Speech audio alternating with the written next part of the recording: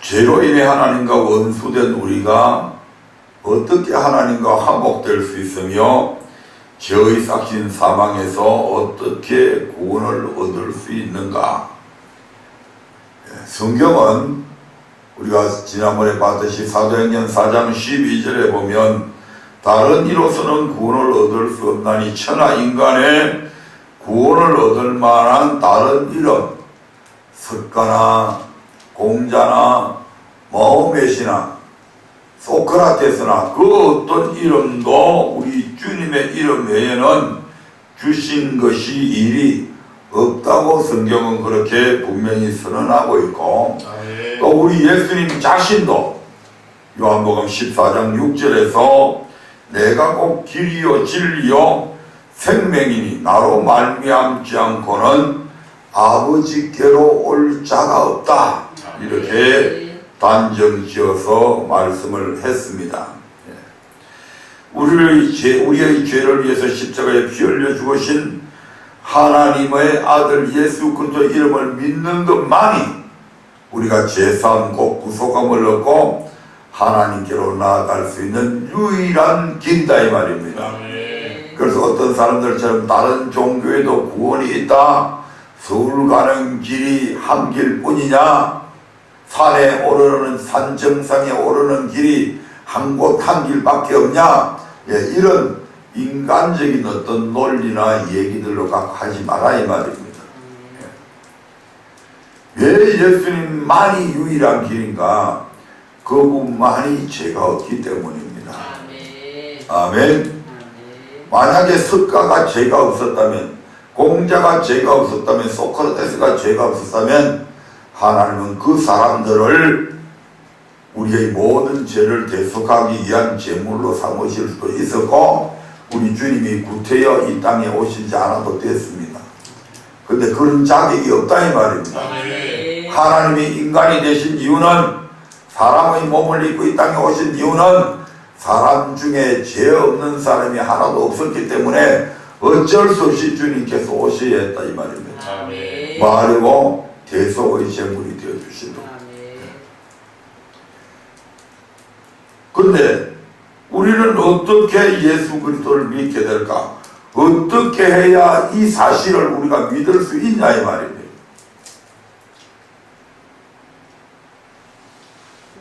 우리가 예수를 믿는다고 하는 것 참 이게 기적 같은 일이에요. 아멘.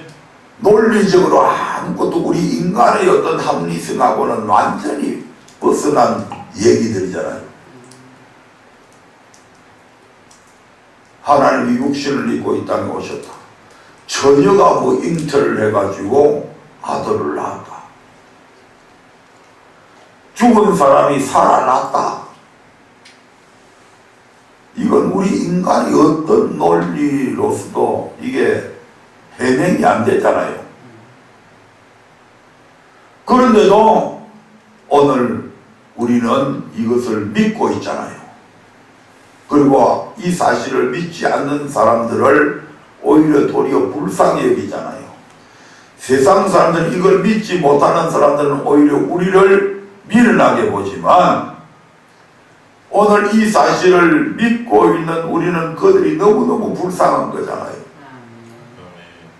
어떻게 우리는 이 같은 사실을, 이 황당무계한 인간의 논리로서 전혀 설명이 안 되는 이 사실을 우리가 믿고 있냐 이 말입니다.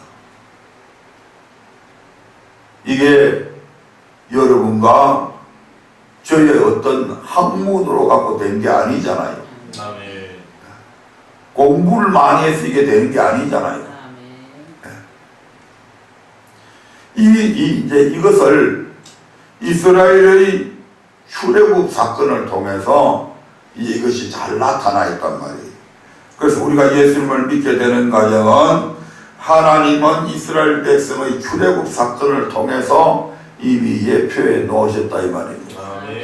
다시 말씀드리면 이스라엘 백성들이 하나님의 택하심을 입고 애굽에서 구원받은 이것은 오늘날 우리가 택함을 받고 예수 그리스도의 피를 믿음으로 말미암아 죄에서 구원받은 이 과정을 예표해 주고 있는 것이다 이 말입니다.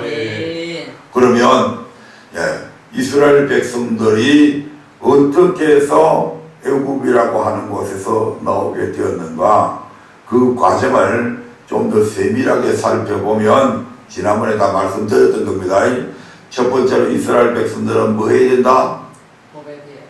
택함 받아야 된다. 택함 받아야 된다. 아멘. 그래서 그들은 아브라함 때에, 이미 아브라함 때는 이스라엘 백성들이 없었을 때입니다. 아브라함이 아들도 하나도 없었을 때가 이 말입니다. 그때 하나님께서는 이미 출애굽기 15장에서 이스라엘 백성들을 택하시잖아요. 모태에 조성되기도 전에 이스라엘 백성들이 출애굽하기 700년 전에 이미 하나님께서는 그들을 택하셨다고 말씀을 하고 있습니다. 그것뿐이 아니고 두 번째 사건이 이제 이스라엘 백성들이 한참 세월이 흘러가지고 하나의 민족을 애굽이라고 하는 땅에 들어가서 구성을 하게 되죠. 그 애굽 땅에 들어가가지고 아브라함의 손자인 야곱이 자기의 식솔들을 다 거느리고 흉년이 들어가지고 결국 애굽 땅에 들어가서 거기서 살다가 나중에 애굽 왕이 죽게 됨을 통해서 이제 요셉이가 세운 그 공적을 모르는 다른 왕이 나타나가지고 이스라엘 백성들을 노예로 삼아버리잖아요. 그리고 나서 몇 년? 400년. 아멘. 400년이라고 하는 세월이 흘러갔습니다. 이스라엘 백성들은 애굽 땅에서 400년 동안 종살이 하게 되잖아요. 그리고 나서 하나님께서 이스라엘 백성들을 그 애굽에서 이끌어내는데 출애굽기 12장에서 하나님께서는 이스라엘 백성들을 애굽에서 이끌어낼 때에 내기 전에 이스라엘 백성들에게 어린 양을 잡아서 문설주와 임방에 다 바르라고 그러잖아요. 그래서 아까 우리가 유월절 어린 양의 노래를 했던 것처럼 하나님께서 죽음의 신을 애굽 땅 전역에 보내서 바로의 왕의 장자로부터 저 감옥 속에 있는 장자까지 또 모든 짐승의 처음 난 것까지 전부 다 죽여버리는 그 밤에 이스라엘 집에 딱 들어가려고 보니까 그게 뭐가 칠해져 있었다? 피가 칠해져 있었다. 이 집은 제사함 받은 집이구나. 그래서 그 집에 들어가지 않고 그 집을 뛰어넘었다. 그래서 소위 말한 유월절이 행해지게 되잖아요. 그래서 반드시 우리의 죄를 사함받는 이 유월절 어린 양의 피의 과정이 있어야 된다 이 말이에요. 세 번째, 이스라엘 백성들이 이제 애굽에서 나오게 되는데 그들은 어디로 가야 할지 모릅니다. 그런데 하나님께서 그들 앞에 구름 기둥과 불 기둥을 딱 앞세워 가지고 하나님께서 이스라엘 백성들을 인도하십니다. 그래서 누가 인도해야 된다고요? 하나님께서 인도하셔야 우리가 바른 길을 출애굽할 수 있다 이 말입니다. 하나님께서 뭐 한다고요? 우리를 인도하셔야 돼요. 그리고 네 번째, 하나님께서는 이스라엘 백성들을 그래서 어디로 인도하시는가 하니 가나안 땅으로 지금 가야 되는데 이스라엘 백성들을 가나안 땅으로 인도하는 듯 하더니 다시 아래쪽으로 돌려가가지고 왜 홍해 앞에다가 딱 세워두잖아요. 그래서 뒤에는 애굽의 군대가 쫓아오게 만들고 앞에는 홍해 바다가 가로놓여 있죠. 근데 이제 하나님께서 그 홍해 바다에 우리 하나님께서 길을 내잖아요. 시시하게 뭐 진도 앞바다에 무슨 썰물 때 물이 바짝 많이 나는 시기가 있어요. 많이 간만의 차이가 많을 때 물이 많이 들고 많이 빠질 때가 있어요. 그때에 사람들이 섬에까지 다니기 위해서 조금 돋아놓은 그게 물이 쫙 빠지니까 드러난 데 갖고 모세의 기적이다 해가지고 하는 그런 시시한 그런 물 말고요. 홍해 바다가 얼마나 깊은지 아십니까? 수심이 엄청 깊습니다. 아멘. 그래서 홍해바다에서 최근에도 아마 배가 그 사고가 나가지고 거기서 수백 명이 죽은 걸로 알고 있는데 엄청 깊은 곳이 그 깊은 바다를 하나님께서 이제 동풍으로 그 물을 딱 갈라서 좌우에 물배기 서게 만들고 그리고 이스라엘 백성들을 그리로 통과하게 만들잖아요. 그리고 이스라엘 백성들이 통과하고 난 뒤에 그들을 죽이려고 쫓아왔던 애굽의 군대들은 다시 물을 합쳐서 그냥 그곳에서 다 수장시켜버리잖아요. 그리고 나서 이스라엘 백성들이 그 건너편에서 자기들을 죽이려고 쫓아오던 그 애굽의 군대를 바라보면서 하나님 앞에 노래를 했죠. 그 노래가 어떤 노래였다? 바로 출애굽기 15장 1절에서 그들이 노래를 부르고 2절에서 뭘 한다? 고백을 하잖아. 여호와는 나의 힘이요 노래시며 그는 나의 뭐다? 구원자 그리스도다. 그는 나의 구원자요 나의 뭐다?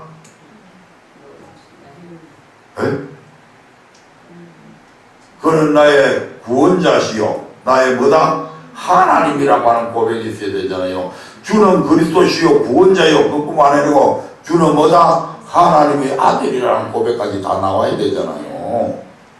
이스라엘 백성들이 지금 그 고백을 하잖아요. 이렇게 해서 이스라엘 백성들은 애굽에서 나오게 됩니다. 아멘. 그러면 하나님께서 이 같은 기적을 행하신 까닭이 뭘까요? 왜 이스라엘 백성들을 그냥 가나안 땅으로 인도하든지 그냥 광야로 바로 들어가 버리면 되는데 하나님께서 왜 이스라엘 백성들을 홍해 바다 앞으로 의도적으로 인도했잖아요 지금. 그리고 뒤에는 애국 군대들이 지금 충격이 온다는 걸 하나님은 알고 계시잖아요. 왜 이스라엘 백성들을 이와 같은 진퇴양난 속에 딱 몰아넣고 그리고 나서 왜 이 같은 기적을 행하셨을까? 홍해의 기적이 앞서서 하나님께서는 애국 땅에 10가지 재앙을 행하심으로 상천하지 오직 여호와만 하나님이시고 그 외에는 다른 신이 없다고 하는 사실을 이미 그들에게 가르쳐 주셨잖아요. 그런데 그렇게 했는데도 불구하고 이스라엘 백성들은 하나님 앞에 여호와는 나의 구원자요 나의 하나님이라고 하는 고백이 있었어요 없었어요?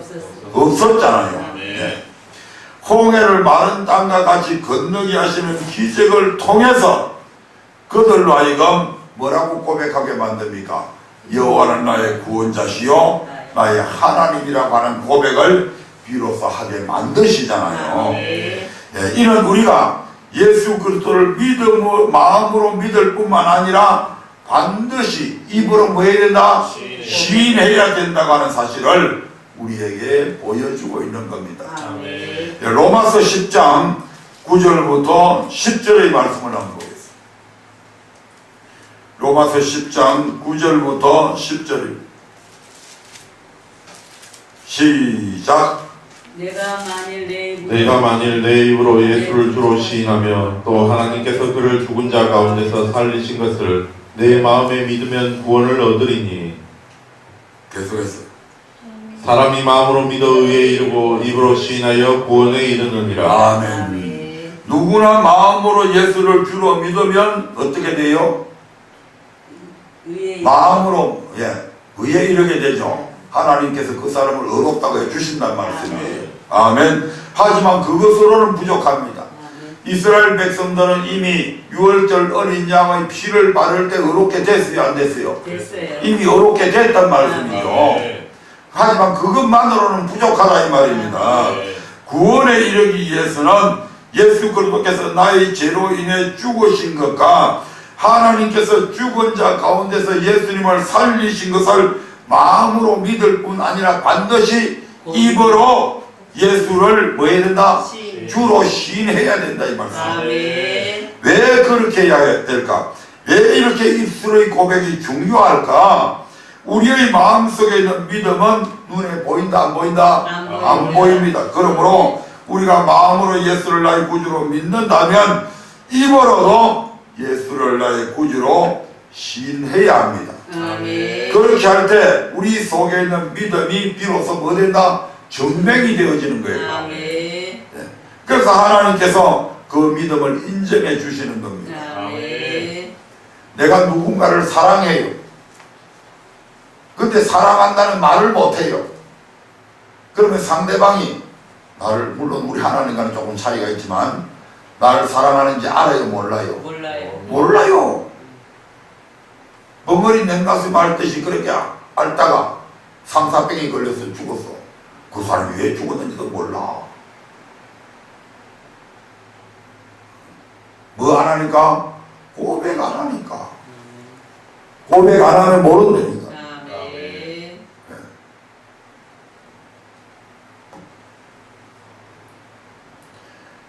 괜히 지 혼자 짝사랑만 하다가 그냥 상사병 걸리가 가는 거예요.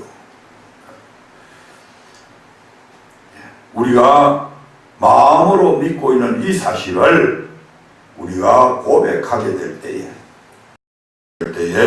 많은 사람들이 저분은 윤주남 씨는 이제 비로소 우리와 같은 하나님의 백성이 되었구나. 모든 성도들도 알게 되고 하나님도 인정을 해주신다 이 말이에요. 그래서 예수님 또한 뭐라고 말씀하십니까? 사람 앞에서 너희가 나를 시인하면 나도 천국 앞에서 너희를 시인해 줄 것이고 사람 앞에서 나를 모른다고 부인하면 나도 너희를 부인해 버리겠다고 그렇게 말씀하고 있는 겁니다. 그래서 이 고백이 우리는 나를 죽이려고 하는 사람들 앞에서도 666표를 받게 하려고 하는 그 사람들 앞에서도 이 고백은, 이 시인은 그대로 되어져야 된다 이 말입니다. 그래서 마태복음 10장 32절 33절에 보니까 누구든지 사람 앞에서 이렇게 이제 나오잖아요. 한번 읽어볼까요? 마태복음 10장 32절 33절을 보겠습니다. 시작. 누구든지 사람 앞에서 나를 시인하면 나도 하늘에 계신 내 아버지 앞에서 저를 시인할 것이요 누구든지 사람 앞에서 나를 부인하면 나도 하늘에 계신 내 아버지 앞에서 저를 부인하리라. 아멘. 이처럼 구원에 이르기 위해서는 마음으로 예수를 구주로 믿을 뿐 아니라 반드시 입으로도 예수를 구주로 시인해야 합니다. 아멘. 그러면 우리는 어떻게 예수 그리스도를 나의 주로 고백할 수 있을까? 내가 이제 저분 앞에 가서 고백해야 되겠다. 그런다고 고백이 되어집니까? 내가 오늘은 교회 가서 예수님은 나의 구원자입니다. 내가 오늘 고백해야 되겠다. 그렇게 한다고 그게 고백이 되져요? 물론 말은 할 수 있겠죠. 그게 믿어지냐고요? 내가 오늘은 이렇게 믿어야 되겠다. 그렇게 해서 믿어지냐고요? 안 되잖아요. 믿어지고 하는 이것은 의지로 갖고 되는 게 아니라니까. 물론 의지로 갖고 말은 할 수 있을지 몰라도 그 알맹이가 없잖아요. 아멘. 그래서 예수를 나의 구주로 고백하는 이것은 내 의지로 되는 것이 아니고 전적인 하나님의 은혜로 말미암아 된다. 아멘. 성경은 예수를 주로 시인하는 것이 누구의 예수라고 말씀하시는가? 바로 고린도전서 12장 3절에 보니까 이렇게 말씀하고 있습니다. 같이 읽어보겠습니다. 고린도전서 12장 3절입니다. 시작. 그러므로 내가 너희에게 알게 하노니 하나님의 영으로 말하는 자는 누구든지 예수를 저주할 자라 하지 않고 또 성령으로 아니하고는 누구든지 예수를 주시라 할 수 없느니라. 아멘. 성령으로 아니하고는 누구든지 예수님을 나의 주님이라고 이렇게 말할 수 없다 이 말입니다. 자, 이스라엘 백성들이 출애굽해가지고 홍해를 건너서 15장 1절 2절에서 고백을 했죠. 모세가 그렇게 시켰습니까? 미리암이 그렇게 하라고 시켰습니까? 야, 이제 하나님 앞에 이렇게 고백합시다 해가지고 시킨 거 아니죠? 아무도 시키지 않았는데 그들의 마음속에 이제 여호와가 나의 구원자라는 게 믿어졌단 말씀이에요.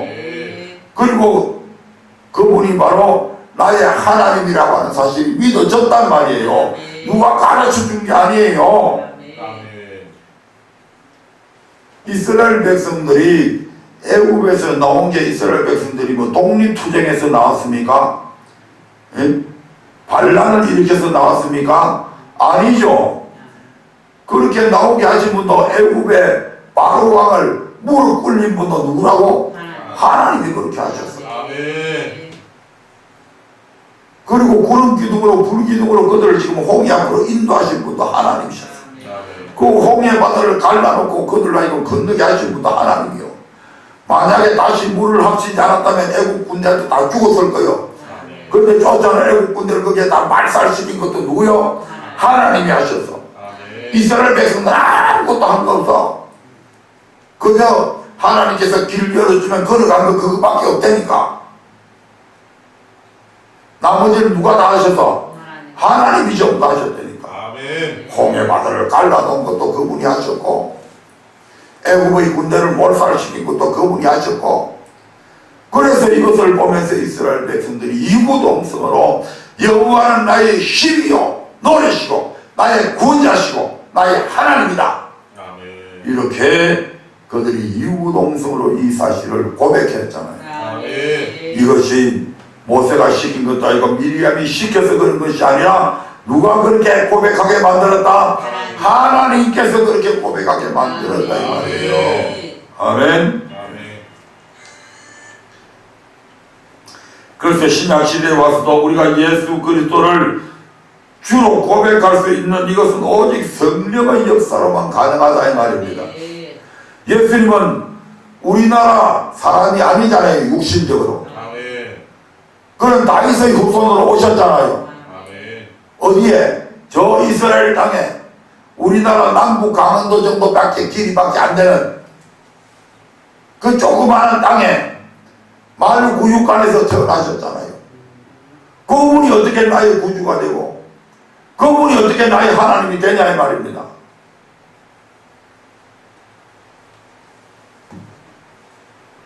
그런데 우리는 지금 그분이 나의 그리스도시고 살아계신 하나님의 아들이라고 다 믿고 있잖아요. 아멘. 이것이 여러분과 제가 똑똑해서 한 게 아니랍니다. 아멘. 마태복음 16장 13절 이하에 보면 예수님께서 가이사라 빌립보 지방을 지나가시면서 제자들에게 야 사람들이 인자를 누구라고 하느냐 라고 물으시는 장면이 나옵니다. 네, 같이 읽어보겠습니다. 13절 시작. 예수께서 가이사랴 빌립보 지방에 이르러 제자들에게 물어 가로되 사람들이 인자를 누구로 하느냐. 당시 사람들은 아무도 예수님께서 그리스도이신 것을 알지 못했고 단지 선지자 중에 한 사람 정도로만 알고 있었다 이 말입니다. 아멘. 아멘. 아멘. 예, 계속해서 14절을 보겠습니다. 시작. 가로되 더러는 세례 요한 더러는 엘리야 어떤 이는 예레미야나 선지자 중에 하나라 하다니라. 아멘. 그러니까 이제 예수님께서 제자들을 보시며 그러면 너희는 나를 누구로 하느냐, 즉 너희는 나를 누구라고 생각하느냐 이렇게 지금 물어보시죠. 그때 베드로가 나서며 완벽한 고백을 하게 됩니다. 16절 보겠습니다.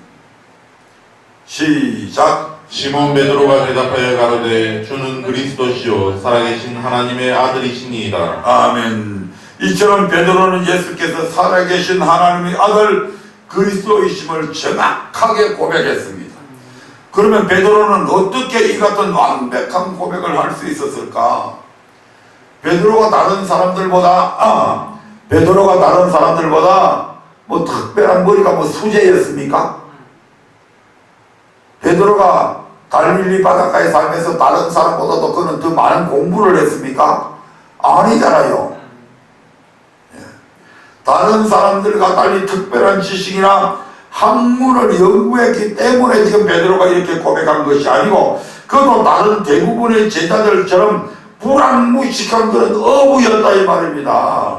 학교도 안 다녀서 예수님께서도 학교 안 다니셨지만 학교 다닐 돈도 없었고 나사렛이라고 하는 것은 이스라엘 땅덩어리 중에 가장 빈민들이 사는 곳이요. 아멘.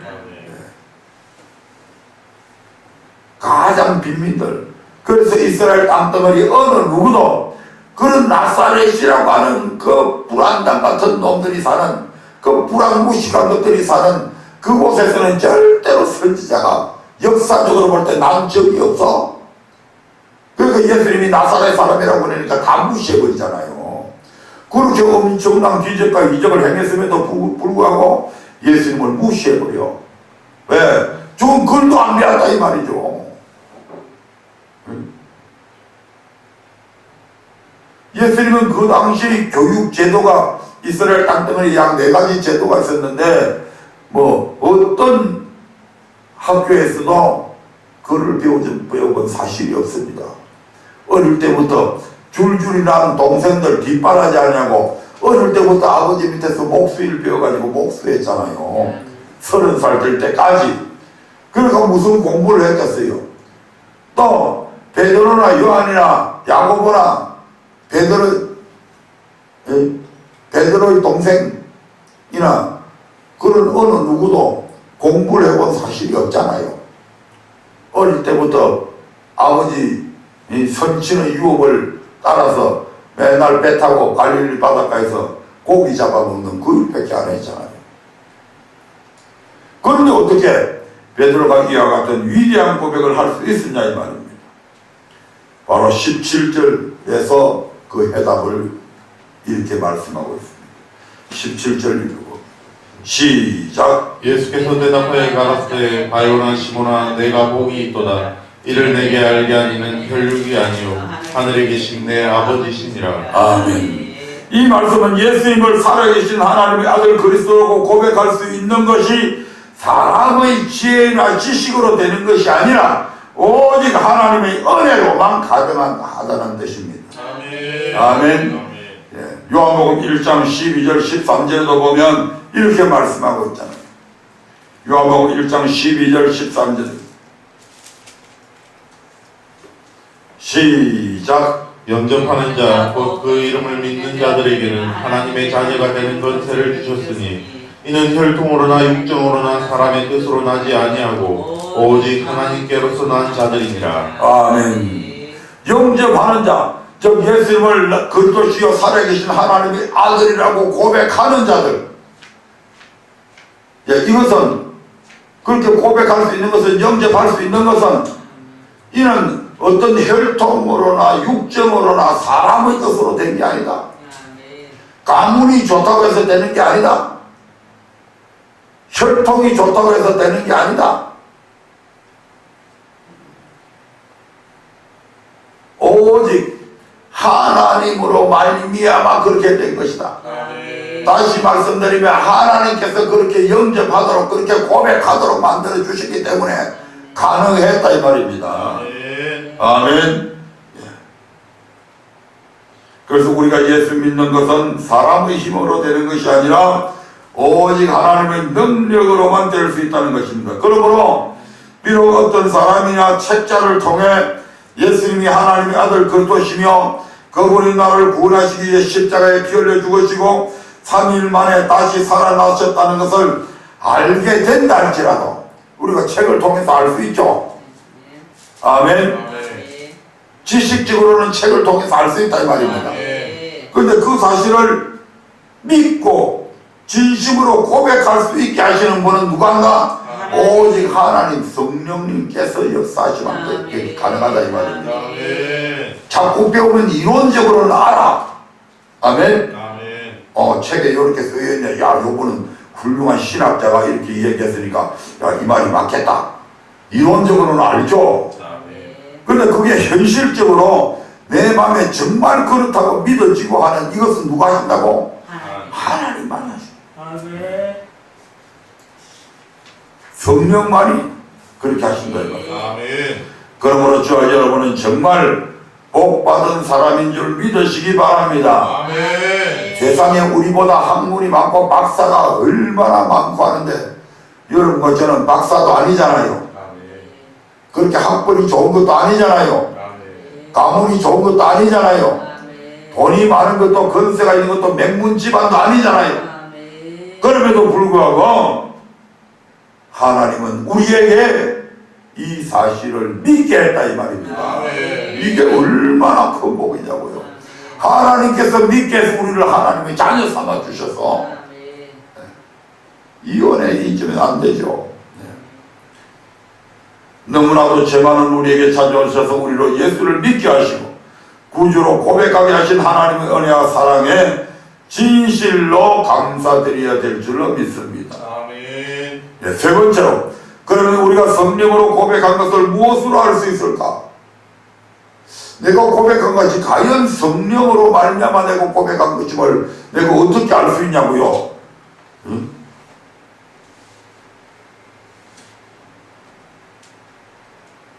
성령님께서 어느 날 나타나가지고, 야, 대철 목사야, 니 이거 이렇게 고백해, 이렇게 가르쳐줘서 내가 고백한 거 아니잖아요.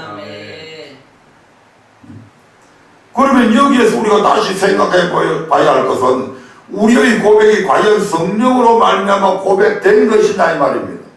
이거 바로 알아야 되겠죠.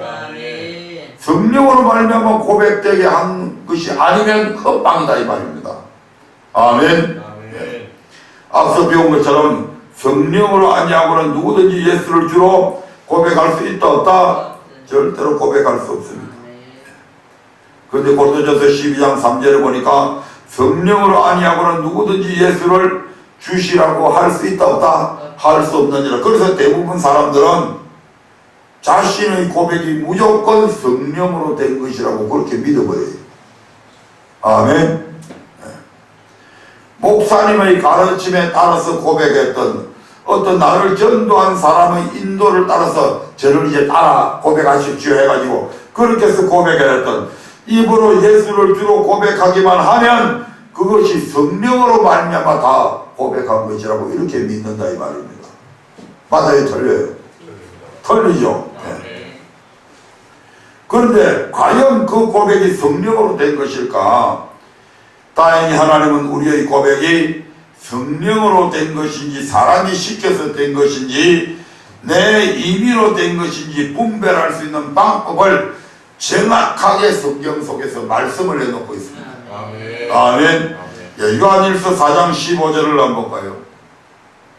요한일서 4장 15절입니다.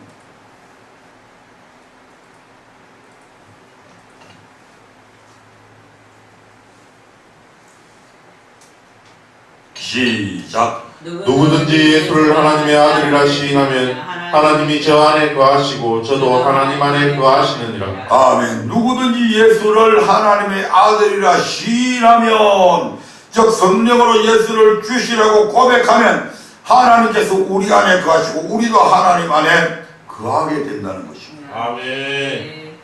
아니, 하나님이 무슨 조그마한 물건도 아니고 어떻게 요새 우리 수술하려고 그러면 우리 몸속에다가 아주 조그마한 그런 걸 집어넣어 가지고 안에 들어가서 뭘 살피고 또 나쁜 균들을 죽이고 이렇게 하는 과학이 발달해가 그렇게 합니다만, 아니 하나님이 무슨 그런 조그마한 세포도 아니고 어떻게 우리 하나님이 우리 안에 거할 수 있냐 이 말입니다. 아담 이후로 어느 누구도 하나님을 볼 수 없게 되었죠. 네, 디모데전서 6장 16절을 한번 보겠습니다. 우리 하나님이 어떤 분인지 디모데전서 6장 16절에서는 이렇게 말씀하고 있습니다. 시작. 오직 그에게만 죽지 아니함이 있고 가까이 가지 못할 빛에 거하시고 아무 사람도 보지 못하였고 또 볼 수 없는 자시니 그에게 존귀와 영원한 능력을 돌릴지어다. 아멘. 아멘. 우리 중에 어느 누구도 하나님 앞에 가까이 갈 수가 없어. 가면 타져 죽어버려. 아멘. 볼 수도 없어. 보면 죽어버려. 아멘. 심지어 이스라엘 백성은 시내산 불꽃 가운데서 발하는 하나님의 음성만 듣게 되었을 때에 그들이 뭐라고 이야기합니까? 이제 우리가 죽을 까닭이 무엇입니까? 하나님이 더 이상 우리에게 말씀하지 말게 해달라고 그렇게 요청하잖아요. 아멘. 그런데 그 하나님이 어떻게 우리 안에 들어오냐고 우리가 사냐고 그 하나님 우리 안에 들어와 버리면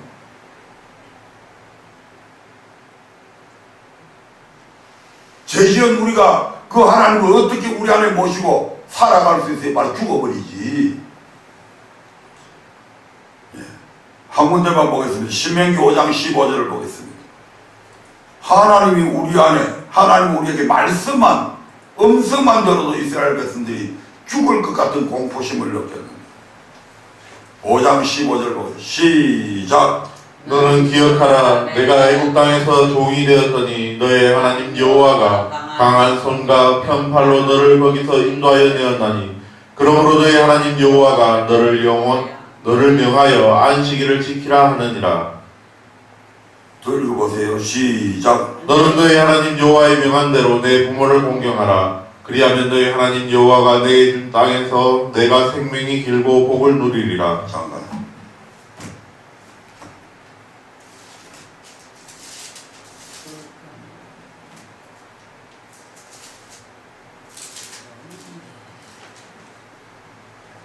오늘 15절에 신명기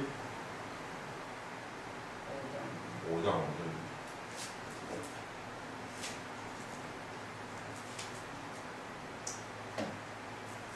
5장 25절 죄송합니다. 5장 25절 신명기 5장 25절 시작. 이제 우리가 죽을 까닭이 무엇이니까 이 큰 불이 우리를 삼킬 것이요 우리가 우리 하나님 여호와의 음성을 다시 들으면 죽을 것이라. 아멘. 하나님 음성 계속 들으면 죽어요. 아멘. 이스라엘 백성들은 특별히 하나님께서 보호하셔서 살았지만 그 위험찬 음성을 들으면 우리가 심장마비 걸려 죽는다니까 그냥. 아멘. 또 하나님과 대면하였다고 하는 모세도 하나님의 뒷모습밖에 보지 못하였다고 그렇게 말씀하고 있습니다. 출애굽기 33장 23절 한번 볼까요? 출애굽기 33장 23절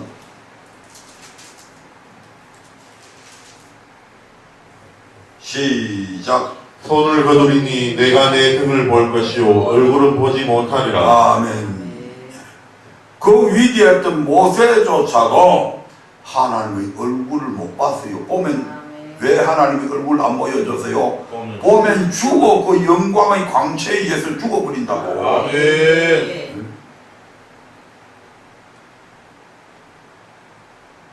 신약시대에 바울이 아직 바울 되기 전에 사울 되었을 때에 다메섹으로 예수 믿는 사람들 죽이러 가다가 예수님이 정오의 햇빛보다 더 밝은 빛으로 나타났을 때 당장 눈이 멀어버리잖아요. 아멘.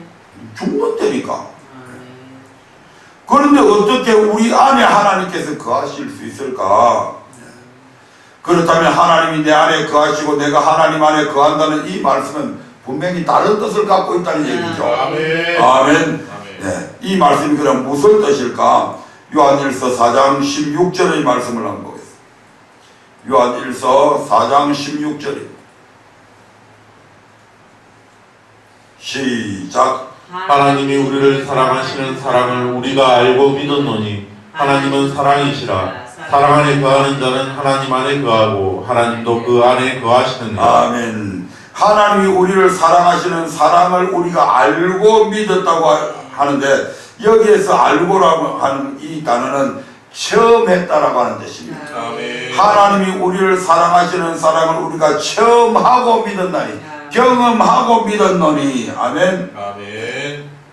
즉 하나님이 우리를 사랑하신 그 사랑을 우리가 먼저 체험하고 예수를 하나님의 아들로 믿고 주로 고백하게 되었다는 이 말입니다. 아멘. 그러면 하나님이 우리를 사랑하시는 그 사랑을 우리가 어떻게 또 체험할 수 있는가? 로마서 5장 5절 한번 보겠습니다. 로마서 5장 5절. 하나님이 우리를 사랑한다고 하는 그 사랑을 우리가 어떻게 체험할 수 있는가? 아, 내가 체험해야 되겠다. 그렇게 해서 뭐 체험합니까? 아, 내가 뭐 수양을 한다고 딱 앉아있으면 체험이 됩니까? 어떻게 할 때 체험이 되는가? 예, 5장 5절 한번 보겠습니다.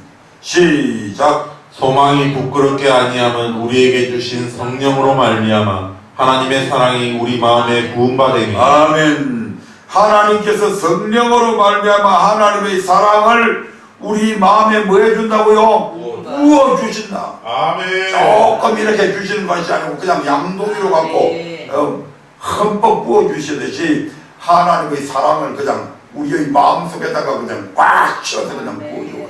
아멘. 누가? 성령께서.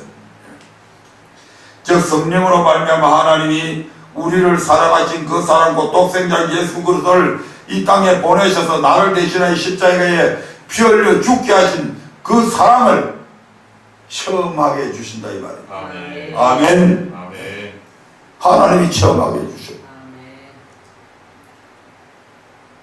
여태까지 그 사랑을 안 믿었는데 근데 성경에 쓰여 있으니까 하나님은 사랑이신가 보다, 하나님은 우리를 사랑하시는가 보다 그렇게만 생각을 했지 실질적으로 그 하나님의 사랑을 한 번도 느껴보지 못했어.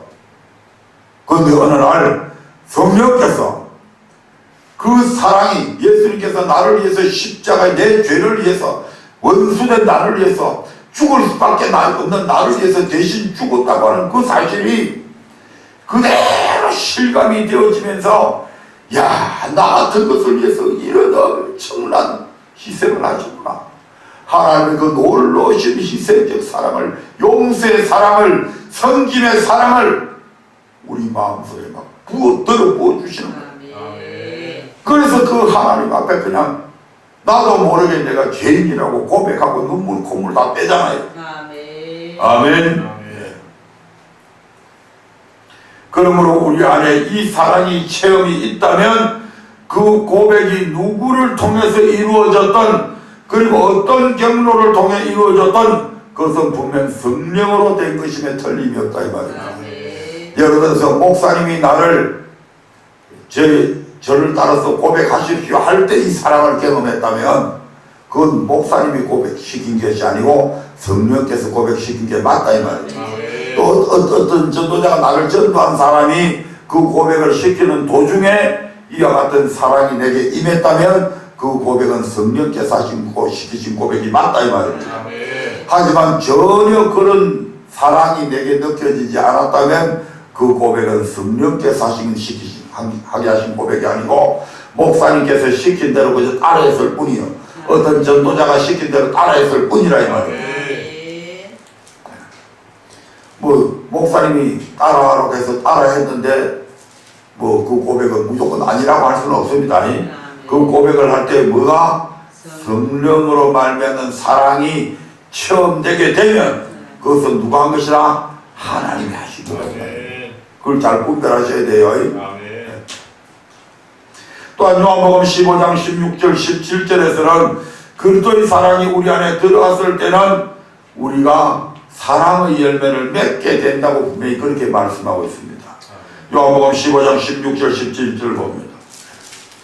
그리스도의 사랑이 우리 안에 들어왔을 때는 반드시 그냥 들어온 것으로 끝나지 아니하고 그게 반드시 사랑의 열매, 사랑의 행위가 나타나지게 되어 있다 이 말입니다. 같이 읽어봅니다. 시작. 너희가 나를 택한 것이 아니요 내가 너희를 택하여 세웠나니 이는 너희로 가서 가시를 맺게 하고 또 너희 가실이 항상 있게 하여 내 이름으로 아버지께 무엇을 구하든지 다 받게 하려 함이니라. 내가 이것을 너희에게 명함은 너희로 서로 사랑하게 하려 함이로라. 아멘. 우리가 예수님을 먼저 택한 것이 아니라 예수님이 저와 여러분을 먼저 택하셨다는 것입니다. 그러면 이같이 우리를 먼저 사랑하신 목적이 무엇이냐? 이는 너희로 가서 과실을 맺게 하고 또 너희 과실이 항상 있게 하기 위해서 너희를 택하셨다. 아멘. 아멘. 여기서의 과실은 바로 17절에 너희로 서로 사랑하게 하려 함이로라는 말씀에서 알 것이 사랑의 열매를 뜻합니다. 아멘. 우리 주님께서는 우리가 무슨 열매 맺게 해서 우리를 택했다? 사랑의 열매 맺게 하기 위해서 우리를 택했다. 아멘. 그래서 택한 우리에게 성령으로 말미암는 사랑을 막 들어 부어 주셨다. 아멘. 아멘. 그래서 이 사랑을 우리 몸에 우리 가지고 있었는데 이 사랑 때문에 예수 그리스도의 피의 사랑을 알기 때문을 통해서 죽은 행실을 끊고 살아계신 하나님을 섬기도록 하기 위해서 이렇게 주셔서, 그래서 이 성령 처음 막 받게 되면, 처음 이렇게 성령으로 말미암아 고백하게 되면 엄청스레 거룩한 생활을 하려고 하죠. 또 하게 되고. 아멘. 근데 그 뒤에를 제대로 안 가르쳐 놓으니까 다 까먹어버렸다 이 말입니다. 그 사랑의 열매는 그냥 한 번으로서 끝나는 게 아니에요. 우리 하나님께서 지금 뭐라고 이야기합니까? 이 사랑의 열매가 항상 있게 하기 위함. 아멘. 이 사랑의 열매가 지속적으로 이미 하나님께서 우리의 사랑을 부어주셨기 때문에 계속해서 사랑의 행위들이 나타나야 된다 이 말입니다. 그런데 그 사랑 없잖아요 지금. 다 까먹어버렸잖아요. 아멘. 그래서 계시록의 2장 4절 5절에 보면 이 사랑을 가리켜서 처음 사랑과 처음 행위라고 그렇게 말씀을 하고 있잖아요. 읽어봅니다. 계시록 2장 4절 5절 말씀 시작. 그러나 너를 책망할 것이 있나니 너의 처음 사랑을 버렸느니라. 그러므로 어디서 떨어진 것을 생각하고 회개하여 처음 행위를 가지라. 만일 그리하지 아니하고 회개치 아니하면 내가 내게 임하여 내 촛대를 그 자리에서 옮기리라. 아멘. 이 말씀들을 종합해 볼 때 우리의 고백이 정말 성령으로 말미암아 된 것이라면 그리스도의 사랑이 우리 안에 있어야 되고 그 은혜로 인해서 계속해서 사랑의 열매를 맺어야 합니다. 아멘. 이 말씀에 비추어 우리 자신의 마음에 그리스도의 사랑이 있는지 없는지 확증해 보시기를 주님의 이름으로 축복합니다. 아멘. 만약에 생각해 봐서 없다면 회복을 해야 되죠. 아멘. 어떻게 회복할 수 있어요? 이 사랑이 없다면 처음 사랑 처음 행위 가지라고 지금 그러잖아요. 아멘. 어떻게 다시 가질 수 있어요? 어디서 떨어진 것을 돌이켜야 말씀 순종함으로 돌이켜. 성경 어디에 있어요? 어디서 떨어진 것을 신명기 30장 2절 보겠습니다. 신명기 30장 2절 시작. 너와 내 자손이 내 하나님 여호와께 돌아와 내가 오늘날 내게 명한 것을 온전히 따라서 마음을 다하고 성품을 다하여 여호와의 말씀을 순종하면 6절 6절 시작. 내 하나님 여호와께서 내 마음과 내 자손의 마음에 할례를 베푸사 너로 마음을 다하며 성품을 다하여 내 하나님 여호와를 사랑하게 하사 너로 생명을 얻게 하실 것이며. 아멘. 우리가 돌이켜서 그동안에 불순종해서 하나님의 사랑이 다 없어져 버렸잖아요. 그렇다고 한다면 그 사랑이 다시 회복돼서 처음 사랑을 다시 가지려고 하면 우리가 뭐 해야 된다고요? 말씀으로 돌아서 순종하면 이렇게 나오잖아요. 순종하면 내 하나님 여호와께서 내 마음과 내 자손의 마음에 할례를 베푼다고 하는 것은 죽은 행실을 끊게 하는 겁니다. 왜냐하면 우리 몸에서 육의 것을 끊어내 버리잖아요. 아멘.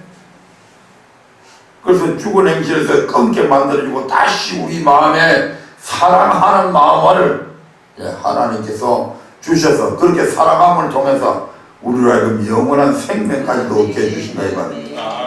그러므로 잃어버렸던 처음 사랑은 우리 하나님께서 성령으로 말하면 우리에게 막 처음부터 부어주셨죠. 근데 이거 회복하려면 하나님이 또 부어주셔야 처음부터? 아니죠. 이때는 우리의 의지가 필요하다 이 말입니다. 우리가 노력해야 돼요. 억지로라도 순종하기 싫은 거 억지로 순종해야 된다 이 말입니다.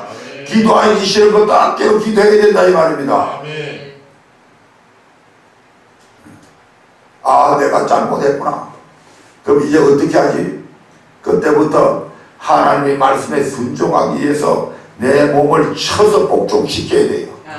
그렇게 하다가 보면 하나님께서 다시 어떻게 한다고요? 사랑하는 마음을 우리에게 부어주시는 거예요. 아멘.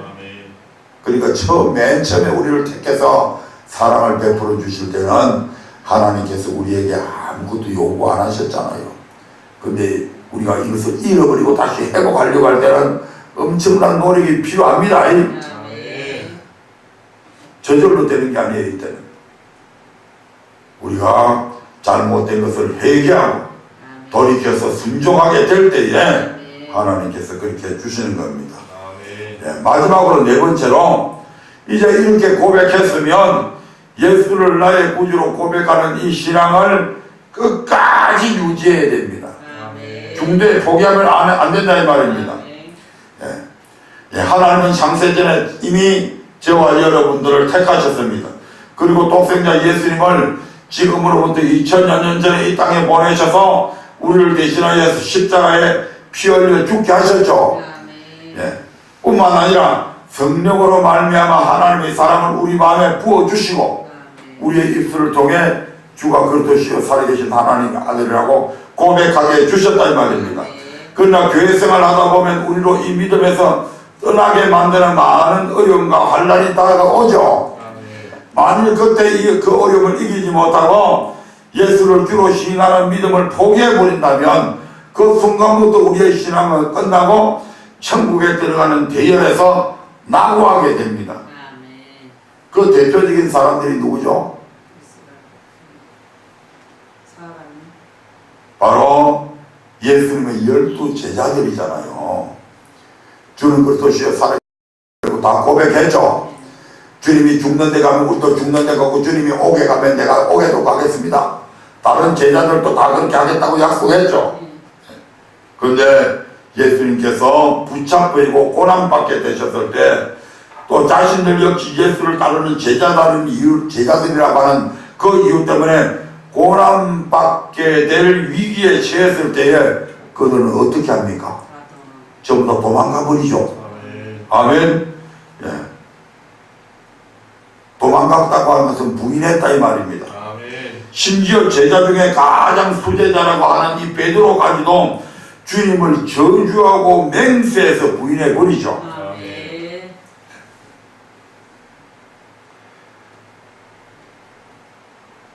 환난의 때에 끝까지 견디지 못하고 예수를 주로 시인하는 마음을 포기해 버렸다 이 말입니다. 그러면 그들은 당연히 지옥 가야 되죠. 그런데 지난번에도 말씀드렸듯이 이 땅에서는 연습이 가능하죠. 그렇게 주님을 모른다고 부인하고 저주하고 맹세하면서도까지도 부인했는데 이 땅에서는 연습이 가능하다 이 말입니다. 돌이킬 수 있는 기회가 있다 이 말입니다.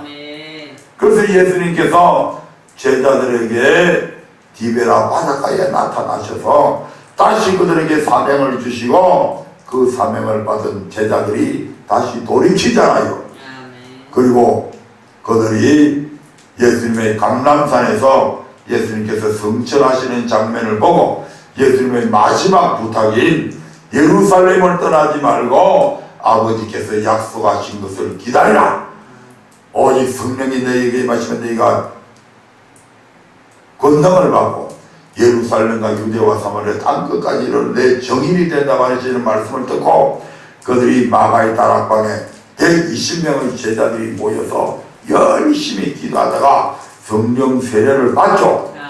그러고 나서 그들의 삶이 회복되어져서 가는 곳곳마다 예수는 부활했다.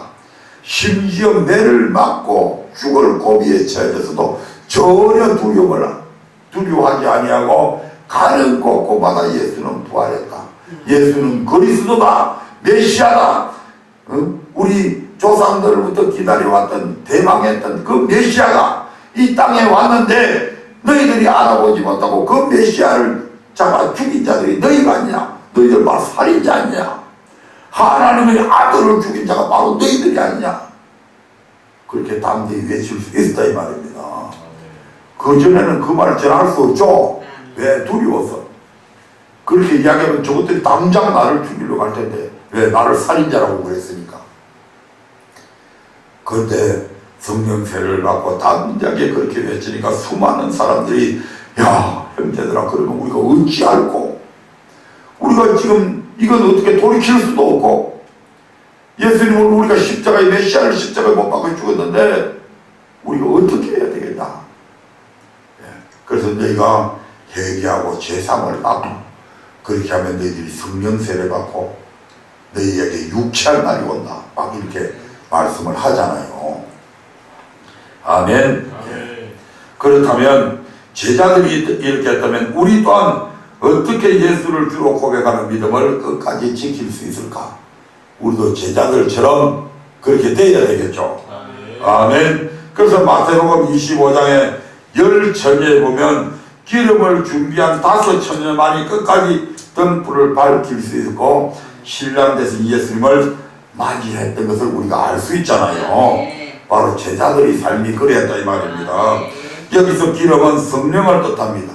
따라서 우리도 끝까지 믿음을 지키고 구원을 얻기 위해서는 항상 성령으로 충만해야 합니다.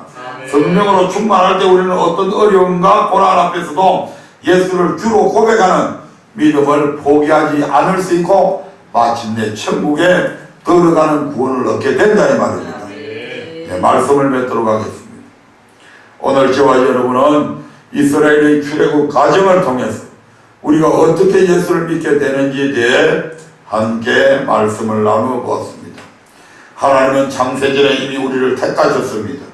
2000여 년 전에 독생자 예수 그리스도를 우리의 대속물로 보내주셔서 십자가에서 피 흘려 죽게 하셔서 우리의 죄를 사해 주셨습니다. 그리고 세 번째로 성령으로 우리를 교회로 인도하셨습니다. 아멘. 네 번째로 살아계신 하나님의 아들 그리스도이심을 믿게 하시고 성령으로 예수를 주로 고백하게 해 주셨습니다. 아멘. 이와 같이 예수 그리스도의 이름을 믿음으로 구원받는 이것은 결코 우리의 지혜나 행위로 가능한 것이 아니고 하나님의 절대적인 은혜요 선물임을 우리가 알게 되었다 이 말입니다. 아멘. 그래서 우리가 어떻게 예수를 믿게 되는가? 내 힘으로 되는 것이 아니고 하나님의 은혜요 선물이었다. 성령께서 고백해 주셨다. 이 엄청난 은혜를 잊어버리면 안 된다 이 말입니다.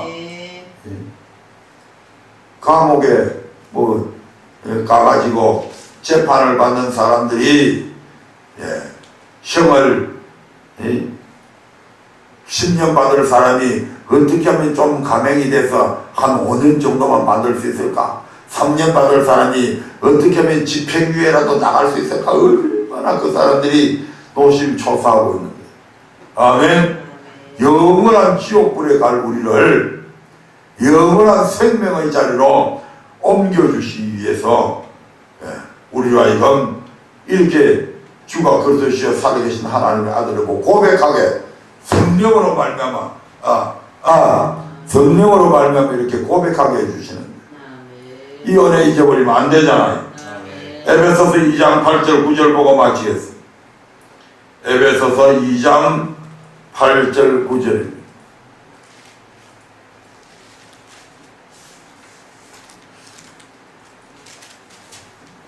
시작. 너희가 그 은혜를 인하여 믿음으로 말미암아 구원을 얻었나니 이것이 너희에게서 난 것이 아니요 하나님의 선물이라. 행위에게서 난 것이 아니니 이는 누구든지 자랑치 못하게 함이니라. 아멘. 믿음으로 말미암아 이 구원을 얻었다. 어디에서? 죄에서. 믿음으로 말미암아 예수 그리스도의 피를 믿음으로 말미암아. 이걸 누가 믿게 해줬다고요? 성령께서 우리의 마음에 막 그리스도의 사랑을 들어 부어줘서 주님께서 십자가에 달려주신 것이 얼마나 우리에게 큰 사랑이었는가를, 큰 희생이었는가를, 큰 섬김이었는가를, 큰 용서이었는가를 우리에게 알게 해주시고, 아멘. 그렇게 해서 우리가 이런 고백을 할 수 있게 됐습니다. 아멘. 오늘 이 시간 이 하나님의 은혜와 사랑에 대해 깊이 묵상해 보시기를 주님의 이름으로 부탁드리면서 말씀을 마칩니다. 다 같이 기도하겠습니다.